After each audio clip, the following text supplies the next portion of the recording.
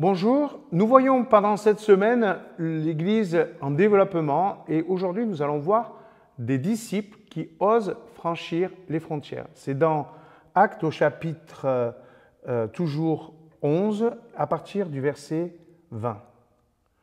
Cependant, certains disciples qui étaient à Chypre et à Cyrène se rendirent à Antioche et ils s'adressèrent aussi à des personnes de langue grecque en leur annonçant la bonne nouvelle du Seigneur Jésus. Ces disciples franchissent une frontière. Jusque-là, on ne parlait qu'aux Juifs, et là, ils parlent à des gens d'origine grecque de l'Évangile. Cela peut s'actualiser avec aujourd'hui. Est-ce que nous osons parler à des personnes qui ne sont pas croyantes, qui sont agnostiques? On peut se dire, mais à quoi bon?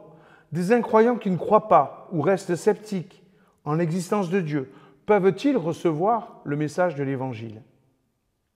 Il faut s'entendre sur ce qu'est l'Évangile. L'Évangile ne parle pas simplement de Dieu, mais de Jésus, son Fils, le Christ. Dieu venu parmi les hommes, au point que même les historiens parlent de son existence. Vous allez me dire que cela n'avance pas à grand-chose, mais si pourtant. L'Évangile explique pourquoi Dieu est venu dans l'humanité en Jésus-Christ. Il se révèle en lui et il nous réserve quelques surprises. 4. La première, c'est que Dieu est capable de se mettre au niveau humain. Et il ne vient pas en roi, il ne vient pas en notable, il vient en simple homme. Jésus était un simple menuisier, un simple artisan. Dieu est capable de ne pas nous juger. C'est le deuxième point. Alors que nous n'arrêtons pas de le faire les uns pour les autres. Il est prêt à prendre notre culpabilité sur la croix, en Jésus. On ne comprend pas comment il fait, on sait juste qu'il le fait. Et nous retrouvons la paix grâce à lui.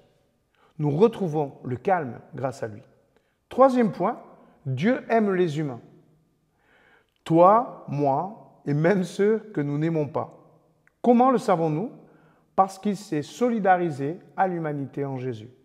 Bref, nous sommes en face d'un amour inconditionnel, l'amour inconditionnel de Dieu pour l'humanité. Et c'est bouleversant.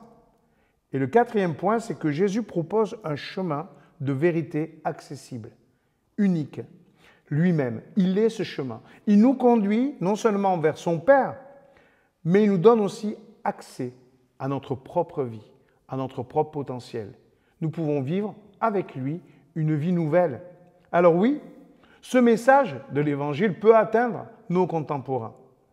Il peut les ouvrir à la foi, à l'espérance, à l'amour de Dieu. Ce message est pertinent au cœur d'une humanité qui étouffe, qui s'étouffe dans la médiocrité et la violence.